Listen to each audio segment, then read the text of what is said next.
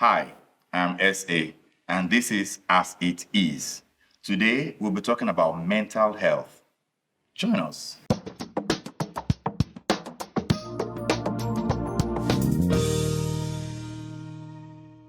I'll quickly read something. WHO says 1 in 4 Nigerians is suffering from mental illness. Reality. And we see that come to play in our everyday experiences, either on the road, in family discussions, in places where we relate with people. So my question is, what is your perspective on mental health in Nigeria? Michael?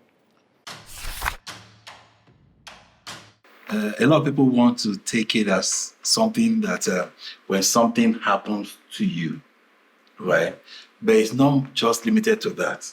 It's about also what did not happen to you. So mental health has to do with your behavioral pattern, how you address issues, how you communicate, what you feel, why you feel what you feel, and how you talk, what you say. So basically, mental health is not just about, something bad happened to you, but it also can be something that the level of exposure that you have. And so you tend to act in a certain way that ultimately come around, boomerang, and affect the outcome that then makes you sad and unhappy. So bottom line is your behavioral pattern that ends you where you don't want to be. Bottom line, that's what mental health is about. Perspective. Yeah. Alman? Yeah. I want to start by putting what WHO says, which is the World Health Organization, says that the absence of mental illness does not mean that you are totally healthy. That you don't have mental illness does not mean that you are healthy. And I want to also say that every Nigerian have the potential of being affected or being down with mental illness. Now, the day-to-day life of an average Nigerian man is pressured with stress. Stress is one of the triggers of mental illness. It's the lack of enough money to spend in your pocket puts pressure on you and has led a lot of people to depression. Depression is another cause of mental illness. Anxiety, like he said, when something good happens to you and you take the happiness above board, is also a form of mental illness. So for me, like he said also, your behavior. One thing I learned when I did a training when I was just joining my church, we have maturity class, they call it ministry training. So a teacher called me and said, when you get to a society or to a set of people, sit back, watch how they behave. When you watch how they behave, because you are coming to their system. So there's a way you're going to act. They will see you that what this person here is. Maybe when you act the way you're not supposed to act, you could be termed to be that you are not mentally balanced. Like I come to this place here now, we are all seated here now, and I climb on this table. In my mind, I would just think that you just climb, but the scenario that we are in here now does not warrant me to climb this table, but I climbed it. That could be termed what at that moment in time I have become mentally imbalanced to have done that. So a lot of things trigger mental illness, and the stress that the economic situation of the average Nigerian man now. There's no lights, there's no money to spend, things going haywire. All these things here do not now make an average Nigerian man vulnerable. And the record you said about 1 in 4 is a reality. Is a reality. When you go on the road, you see just someone that is driving car, that you are driving car and does not mean that you are mentally balanced. Let's get Abiodun's perspective. Okay, I think for a lot of people, they think that it is only when somebody has gone gaga, is mad, that's when you say somebody is mentally ill, but it's not true. There are many, like I've said, there are many people who are mentally stressed. Maybe not, for now, let's not look at it from mentally, ill, but people are mentally stressed now. And when you are mentally stressed, it also means you are not mentally healthy. Healthy. Yes. And everything that happens to you that affects your mentality, your mental state of health, affects every other area of your life. It affects your physical health, it affects your relational health, it affects your productivity health, it affects every other thing about you. And of course, we can see that, like we have all said here, in our day-to-day activities, normal, regular conversations that you should have with people that should not lead to anything at all. You hear somebody, because of 100 naira, they lynch him and they burn him to death. That is a reflection of mental derangement of some sort. Interesting. So, in Nigeria, mental health is highly stigmatized. It's a subject nobody actually wants to talk about. If you're facing depression and all that, it's usually like personal. Everybody keeps it to themselves. Hence the reason why there's a high ratio of suicide in Nigeria. Nigeria ranks 15 in the world in terms of the how much suicide happens in Nigeria yearly. So my question now is, how do people go about finding help? I mean, maybe before we go to finding help, first of all, how do we get people to own up to having a mental situation amidst the stigma? Michael. Okay, so we're going clockwise. No problem. Okay, first off, before, like you rightly said, before we start looking for help, you have to first understand that I believe or accept and I have a problem. problem. All right. Otherwise, if you do not accept it and someone is trying to bring help to you, it definitely will be abused. Yes. All right, because you do not ask for it. Like I always tell people, any advice that is not solicited will always be abused. Right? That's on one end. Now, mental health, first of all, let's understand what mental health really is, so that we can even on this table evaluate ourselves and say, am I mentally balanced or not? Because the fact that you can wear nice shirt and night tie doesn't really matter, really. Now, also, so the litmus test for mental illness is your emotions, your emotional intelligence. It's all about emotional intelligence. It has nothing to do with your health. That could be the symptom. So, but the litmus test for every human being to know if I am mentally okay or not is your emotional intelligence. How do you respond to good or bad things? How do you respond or reply to any human being? How do you respond, or are you responsible? Do you understand? So it's an emotional intelligence matter. So when you realize that, oftentimes you tend to act in certain way that even you yourself will come back and regret that, why did I do that? Why did I say that? Why did I do this? You have a mental issue. So that's the litmus test to start with. So first of all, so without you even telling anybody, you yourself, you should be able to, if you just take that as a litmus test, man, I overreacted. Some people take pride. They say, I don't look for trouble, but if you look for my trouble, I will deal with you ruthlessly. You have a mental issue. Because and some people will say, when I deal with you, I know I will regret it later. They say with pride. And that's a problem in itself. And that's the problem in itself. So you actually have a mental issue. Why? Because we are all animals, but we are social animals. And we are higher animals. There's a level of expectation of behavioral pattern that is expected of us. Civil. Right? Civil. We call it civil. So everything mental health has to do with your emotional intelligence. How you respond to people, whether they do good to you or do bad to you. How you respond to situation, whether it is good or bad. How you relate with your environment. I mean, you are going, they say don't do this, and you then do that, you throw your being around, you have mental issue. You have mental issue. They say this is the common law that will govern all of us, whether you agree to it or not. Whether you agree to it, you have to accept it if it is commonly agreed upon by the majority. By the majority. If you go outside of it, you have mental issue. You can address it, like they say in the soldier, say obey before command. Do you understand? Yeah. At least Complain, right? you don't complain. Comply. Then, because every law, every rule has room for engagement, for improvement. But first of all, conform.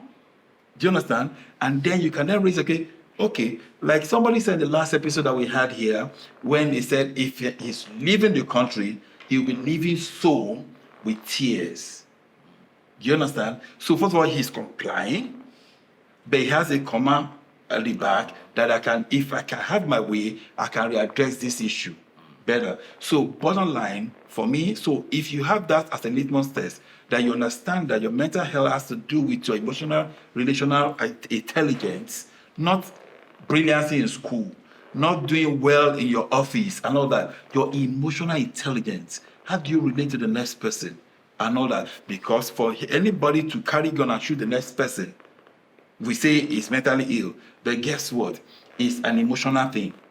How do you react to this person? Does that mean I'm throwing this to you, picking up from what Michael said. Does that mean when someone addresses the fact that, I just react anyhow to things and all that, or that's on one part, on the extreme is being rash, the other extreme is to lock yourself in your in your cocoon, and then you don't want to relate with people again and all that. How does such people come to terms with the fact that they are actually mentally healed and then seek solution? Yeah. I want to start from the point that if we need to start seeing mental issues or mental health challenge like any other sickness. Okay. So that's the foundation. The foundation. When I see someone that is battling with mental, there are different types. I will take our time to tell you the different names and all that. That somebody is going through a mental challenge, either any stress or one disorder, bipolar, schizophrenia, whatever. When you see that person, this could just be like malaria, like headache. It will help us to solve the issue of stigmatization. Then we also need to now know that when someone is going through mental health issue, it does not mean the person is mad. So, but an average Nigerian thinking or an average thinking of an human mind, that when they see somebody have a mental issue, they just term the person that what the person is mad, that they will say yaba left and all that. So there's need for the orientation of the average Nigerian mind. That when somebody have a mental issue, that is not synonymous to madness. Now, why people are being stigmatized when they have mental issue is because an average Nigerian man terms somebody that is suffering that depression or whatever mad. And nobody, they do say in Yoruba, let me just say an adage, that were dunwo, but were koshebilomo. Meaning that it is you could be looking, you could look at a madman, but a madman is not what giving back having as a child. So someone battling mental issue, depending on whatsoever category the person falls in, that there are different types of mental issues, different type of mental illness. We should start seeing them as one of any other disease like malaria, like diabetes and all that. Then those people that are having that issue can seek the right help. Their medication. The mental issue is not death sentence. Let me use myself as an example. Back in the university, in Obafemi University, this is life hammer. You are hearing me. I had issue of sleep. I couldn't sleep as a student. It took me time to be able to know that I was suffering from insomnia. And God designed the brain to rest. The brain rests more between 11 and around 2 a.m. That's where the brain secretes some hormone in the brain and all that, and your brain relax. And that's why I tell a lot of people, try all you can. I know sometimes our busy schedule, sometimes we'll do overnight work. If you can, have good sleep. It will help many people that are suffering mental issues or having mental illness to be able to what to have in it. God made that sleep at night is a natural remedy for a lot of things. So when you deprive, as a student, we do carry over in the night. Now you sleep. Now you go, you go to classroom around maybe 7 or 8 o'clock in the night in the evening. We don't come till 5 a.m. the next day to go to class, 7 a.m. class. So you say you want to keep up your academic stuff, but that degenerated into insomnia over the period. Even when I want to sleep, when I now want to not sleep, I can't see sleep. It took the grace of God, because one thing led to other. I broke down as a student to the point that I could not even assimilate again as a student. I was in part three then. I could not assimilate in class. Yes. Alman, let me just bring another angle to it. Abiodun, how can people, you've mentioned the fact that as a result of the things around you, it impacted you such that insomnia became a thing. Yes. And it was impacting your way of life at the time. Yes. Abiodun, what can people do to ensure that the situations around them, like the stress in Nigeria, the issues on the roads and all that they experience daily, what can they do to ensure that they don't internalize them till the fact that it begins to affect them emotionally? And how they react. Now, that's a very good question. You see, in Nigeria, one of the basic things anybody should learn how to do is to learn to talk to yourself. You must be, before this session started, we were talking about whether somebody is a pastor or not a pastor and all of that. Everybody must learn to become a psychologist. And you are your own first client and your own first psychologist. You must just learn how to talk to yourself. Talking in itself has a therapeutic, is therapeutic in nature. Does that not imply that some kind of madness as well? No. It depends on how you talk. It depends on how you talk and what you are talking, and perhaps where you do the talking. I want to imply what you say that you learn to tell yourself the truth. Perhaps where you do the talking. For example, I could be sitting down here, a lot could be going on around. I could be talking to myself without anybody hearing or knowing that I'm talking to myself. Perhaps there is a situation that is becoming stressful, but then I tell myself, don't relax. By the time I tell myself, don't relax 2-3 times, naturally my nerves will calm. Naturally. So I believe that that's one basic thing that a lot of people need to learn to do. When you are stressed, just learn to tell yourself, calm down. And then, of course, from time to time, doctors will even tell you, or people generally will tell you that, learn to take deep breaths. It calms your nerves. Can I add to what he's just said? Yeah. So while you're adding, I'll drop a question that you also mix with it. How can people deal with stress? Bottom line, it's almost like Yes. Okay, first of all, I hope when you mentioned that you were talking about who a pastor or not a pastor, you're not referring to me. Well, we're talking generally. So the person that the Orotaba. Okay, so here's the thing. To add to what he said, there's this. I've tried to study the Bible, and As a minister of God. No, as a human being. So, and then I discovered certain things that God has dropped hints of himself in everything, everywhere we go, and everything that we do. If only we take time to understand God. Science is just the proof that God exists. Science is not competing with God, unlike what most people think. Science is a proof that God exists. Now, you ask yourself a question: how did the people of Israel, how did they do it? That they crossed the wilderness for 40 years and they were not ill.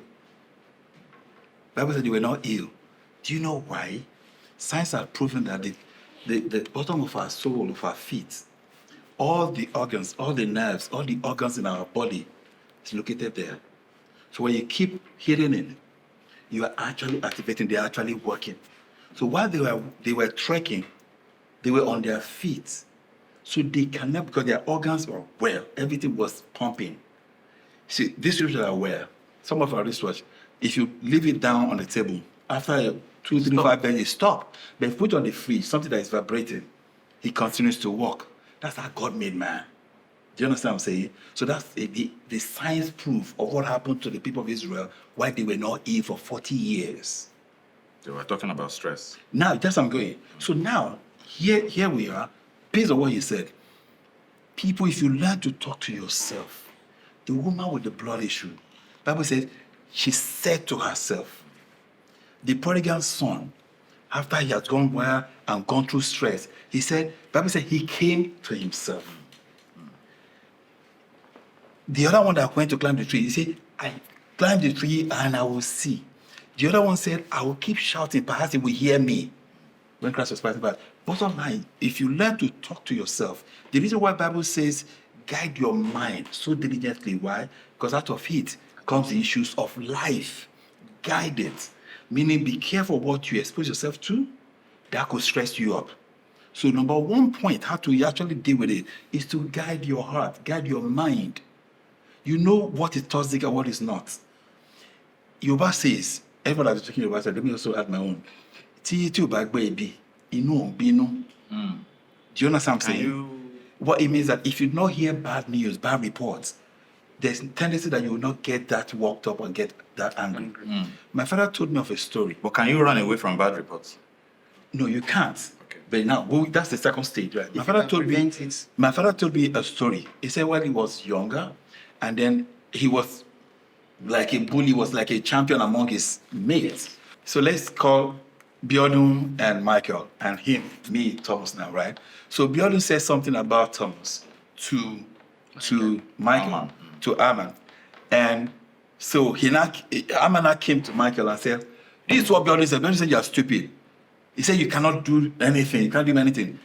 I get angry because I've heard bad news, right? So let us go. He said, I will say it in front of him to confirm that I'm saying the truth, right? So they got there, and then he said, I didn't say anything. No. He got upset. You did. You said, Mike, this guy is stupid. He said, I didn't say anything. Like that. He continued to, my father said, he now come to the guy and said, come, what's your own? The guy said, not talk like that now. Are you looking for a fight? You want him to, what are you looking for a fight? Then two, if you not get angry now, and I say, okay, he says it, what will I then do? Start fighting him. Start fighting him? The guy said, not talk. Meaning, can this matter rest? Yes. Can it rest? So now here's the thing. If, first of all, we said, try and see what you're getting, then the second thing is that caution yourself. I tell people this story. That was my father's story. This is my own story. If you take a bottle of drink, for example, that we just had similar, and you fill it up with water, or fill it with anything with content, the right content, and then cork it up. Do you know no matter the pressure you put from outside to squeeze it, we squeeze it. If you release it, because whoever is squeezing it, after the time they have well pain, it will release it. Right? When they release it, if the bottle is empty, that bottle will be deformed. Naturally. Stay deformed. It stay deformed. But if the bottle is filled up, depending on what it's filled with, the bottle has a tendency to come back to shape. Formal shape. So now, if you act and misact, behave and misbehave because of what people say or what happened, first of all, go back and check, what were you filled with? What are the values you were raised with? What are the things that is inside of you as character? How do you respond to certain situations when you grew up? Like I often tell people, you are who you are inside. There's no way you can't run it for who you are inside. You can max it up. If you're sad, you'll still be sad. It's all about what's inside. You can max it up, you can wear suits, you can wear whatever it is. If you're unhappy, you're unhappy. Yet you see a madman outside who is mad on the surface, but you hear him laughing and happy because he's happy inside. It's all about what is inside of you. So my point is, we might have lost a bit of hope on the present generation and the generation that is going, but the generation coming, we need to start building them up with the right values. Our father had the best of it. They were raised with values. I remember this saying that my father usually says, he said, look, it is good to be good for goodness sake. Now, you will hear, what's there for me? If you are good for goodness sake, you are dons. So all of these things, all of these ideologies contribute to our expectations. And expectations will wrong expectation often leads to depression and disappointment. And the disappointment is also part of the stress we're talking about. Because I'll give you another example. A woman has been told. Let me make my own point. You asked the question. I'm not. Let me just bring this up. I'm trying Yes, so that we don't dwell. I want to wrap it up with what I was saying. Let me just bring this home. Okay. A woman is married, but she has been told that the husband is to a man that does not provide for his family is what an infidel. But the Bible did not tell us what is he supposed to provide. Is it money? Preacher? Or the environment that's conducive for you. So it can be a situation where the husband earns 50,000 naira, the wife earns 1,000,000 naira. And then the wife says to the husband, you are an infidel. You are what an infidel because you're not providing money. Whereas she's earning $1,000,000. So guess what? Until the husband brings money, she never feels happy because what she has been told, the condition she has told herself, she has put herself under that unnecessary stress because of that scripture that they have not fully Actually, a misunderstood scripture. So even if this same man prays to God, and let's say God answers his prayer and say, promote my wife. What I'm doing is really, really minor. But my wife's job is kind of go promote her. And they promote that woman to 2,000,000 naira per month. She will still be happy, or it will be unhappy. Why? Because what we have told ourselves that the Bible says a man that does not provide for his family is what an infidel. So we need to start orientating ourselves. Otherwise, it's not just about what happens. So it's about how we reason. there's a requirement for a reorientation Yes. in terms of what you're taking.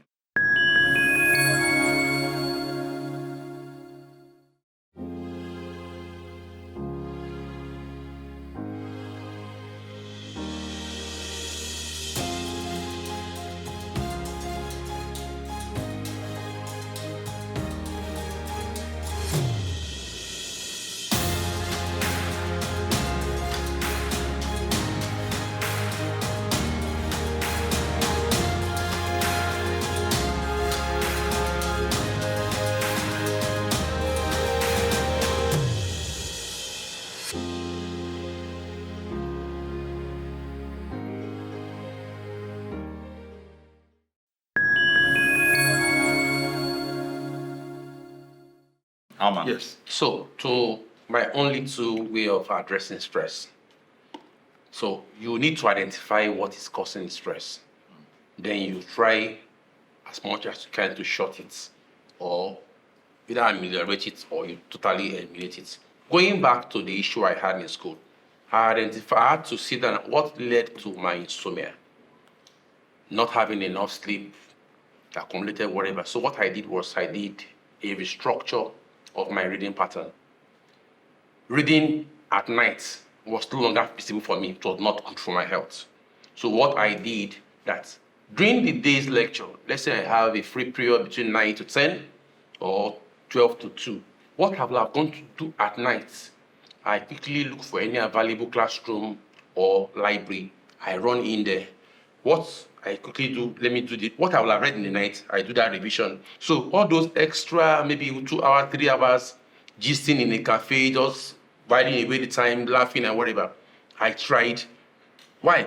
I'm trying to solve a problem that I don't want to read overnight. So I adopted that and it worked for me. And over time, I regained back myself. Though I took some medications, so that I'm not going to lie and all that, which made me stable to help the brain to get back to where it was.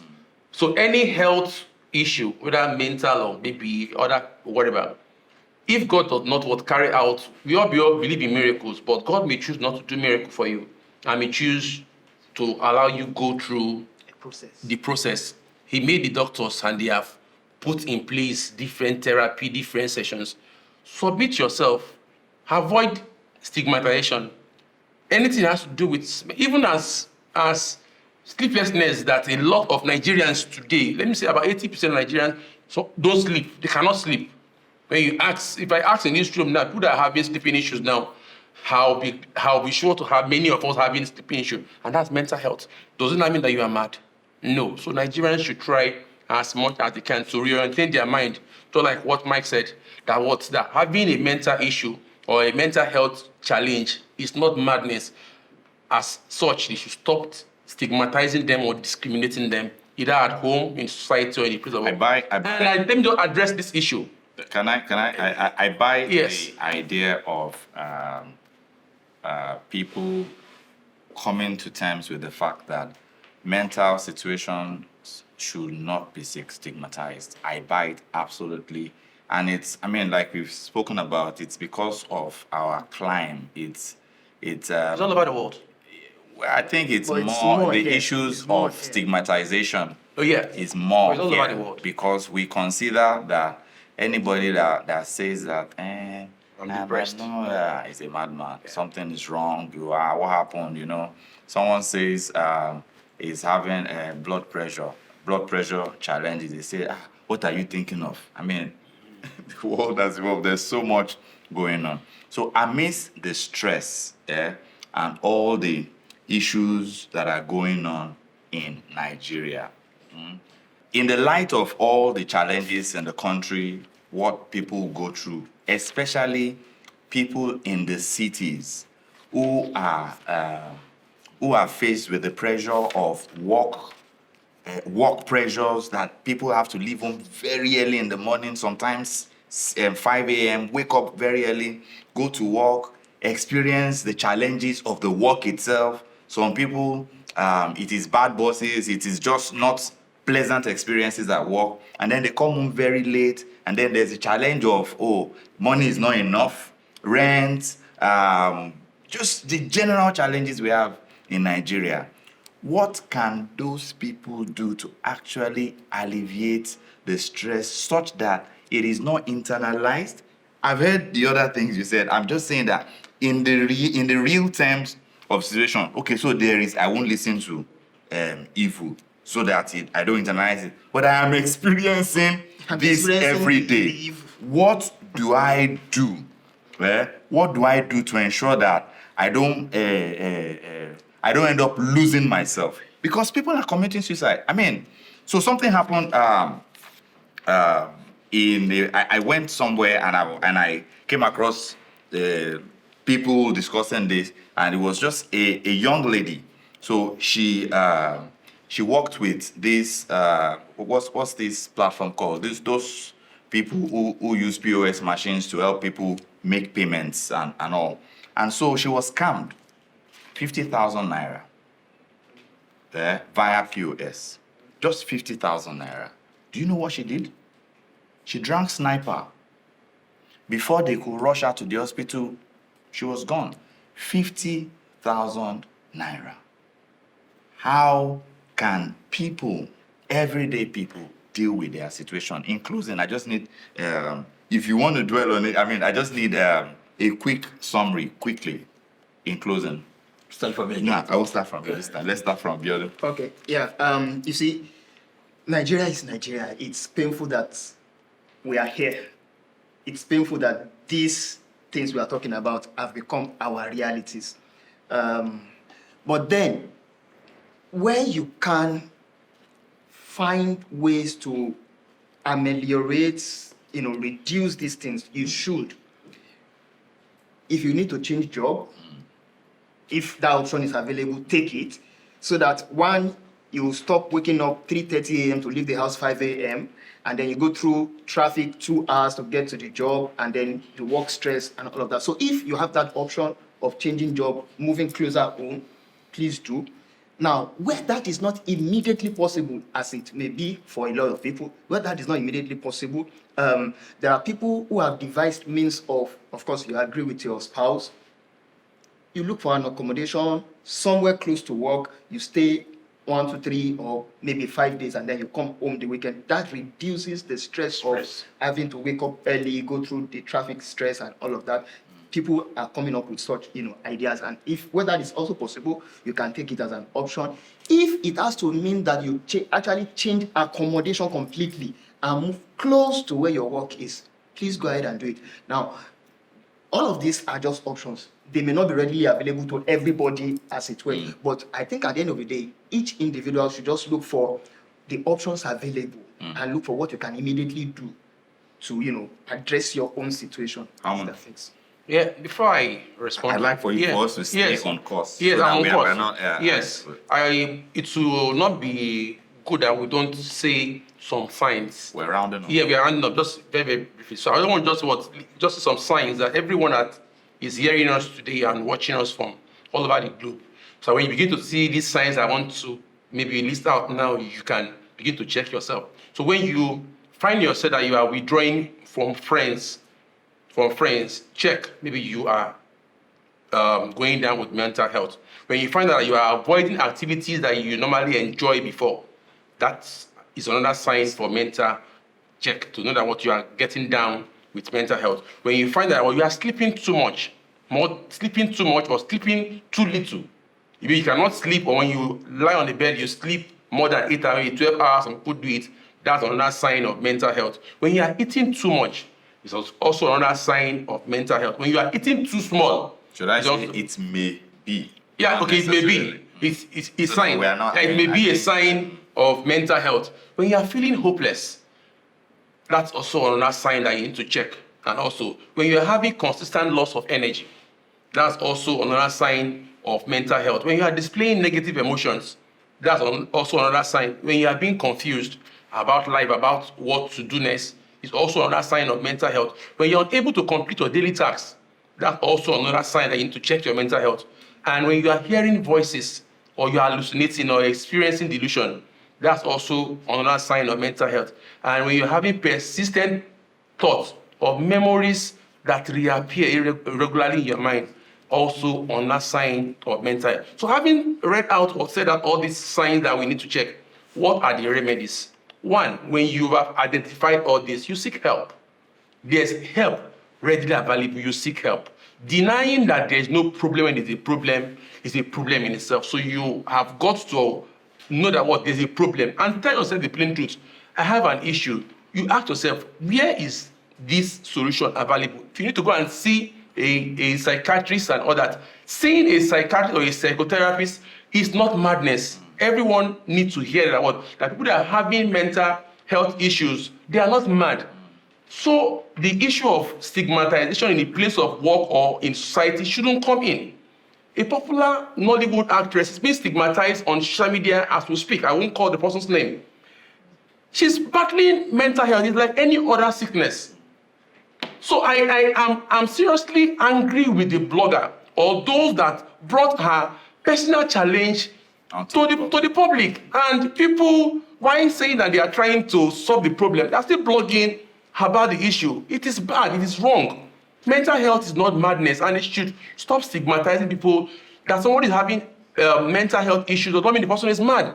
So they should not be termed like that. Then those that have now evaluated themselves to see that I have one or two signs or symptoms of mental health issues, seek help, go for therapy, take drugs where you need to take. All those things that you are doing is for you to get back to your usual self and be able to adjust back to life and be better. Thank you. Thank you, Alman. Fantastic. Back up. So I'm closing the show. Okay, so bottom line is to bring everything to one point.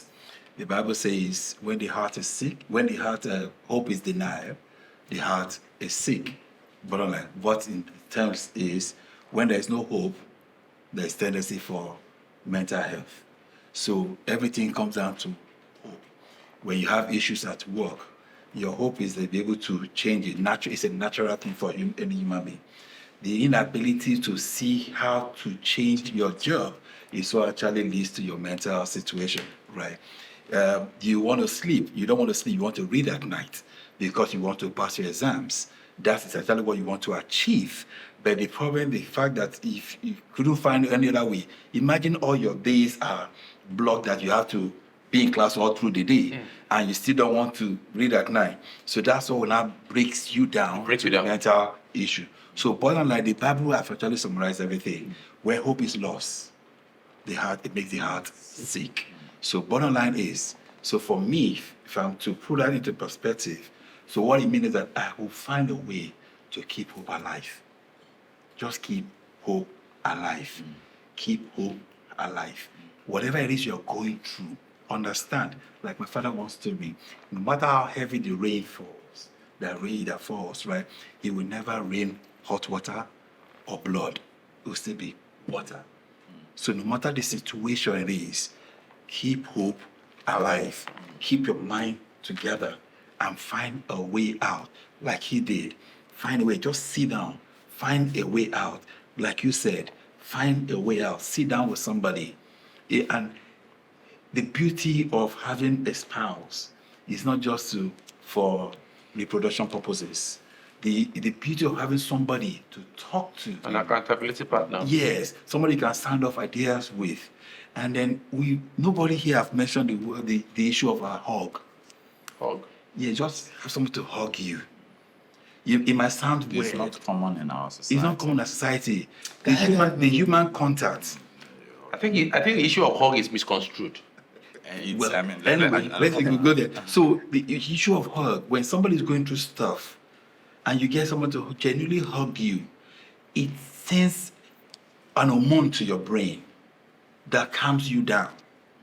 It doesn't have to be man and woman. That could be sexual. It doesn't have to be man and man. It doesn't mean that you are gay or something. The word is hug. Genuinely, when you're going through stuff, somebody to just Show you love. Show you love. It sends something, sends an hormone to your brain to calm you down.